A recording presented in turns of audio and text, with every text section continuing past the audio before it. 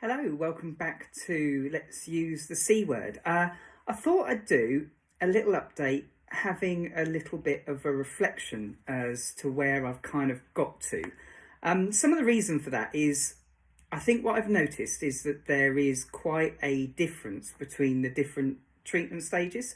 And some of them are, quite straightforward and simple and you kind of expect them. And others can be a little bit left field. So, in terms of comparison, the most recent obviously is to go treatment 3 to treatment 2. And if I'm honest, I would actually say that my management and my general how I felt in treatment 2 was actually worse than treatment 3, which is kind of out of kilter with the kind of progress that people tell you might happen with regards to how these things happen. I mean, to be fair, it is literally a reflection of just how different everything is in this process for every individual. And that's something that is coming through loud and clear. And I hope as I'm kind of giving you an idea as to what things are happening, you're very much getting that impression as well. But there's definitely changes. I expect that again, when we hit treatment 4, so we're now a week out from my 3rd round, which means I've got exactly a week till round 4, which is the final one in this part of the process. And I think treatment 2, I felt generally quite ropey. And I think, if I'm honest, treatment 3 has been slightly easier to manage. Little things that have turned up a notch are around the taste thing, which I know I've spoken to you about. I'll tell you something about that in a minute.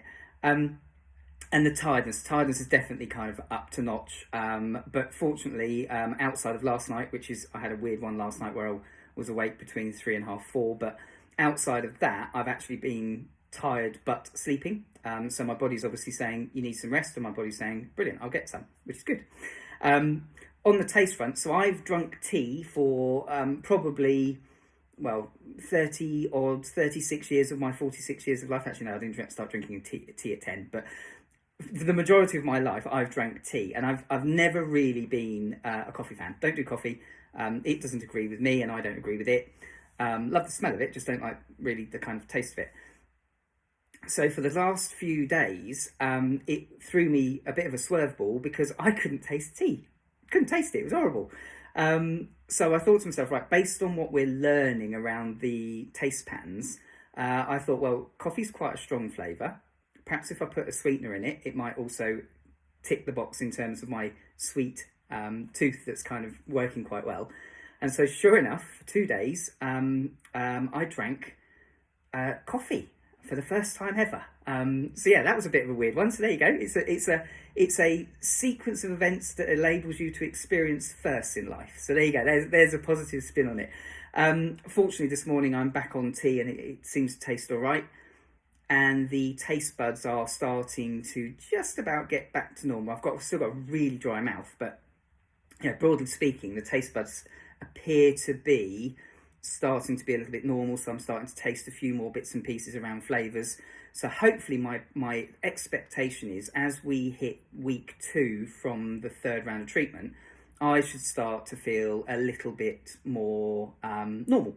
And that's kind of what happened on the 2nd treatment.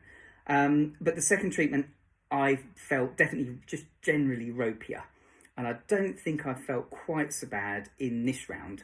And then obviously, if you kind of go back to the 1st treatment round, where I don't know whether they just didn't give me anything, but I actually felt pretty damn good. And I've spoke before about, actually I had supercharged taste buds at that point where, even some lettuce tastes phenomenally. So yeah, it's very strange. So point of reflection, I think they're all different.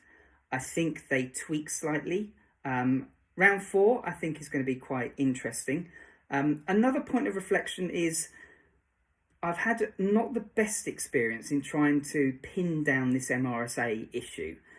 We've had a few little hiccups on the way, some mistakes that have been made. So I've had to do more tests, and I will have to do more tests.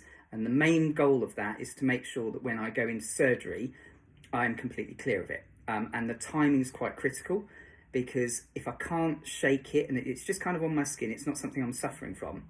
if I can't shake it, that's actually potentially dangerous when you go into surgery, because obviously, you know, you're getting opened up in MRSA into any kind of wounds. That's when it gets a little bit serious. But the treatment to get rid of it, if I'm not getting rid of it in the normal kind of washing way, is a very heavy bout of antibiotics. And those antibiotics can make you feel very poorly. So they do not want to do that whilst I'm in any kind of period of chemotherapy. So they're being very clever and cautious and trying to plan it in terms of what happens next. So yeah, a bit of a period of reflection today. So I hope that's interesting.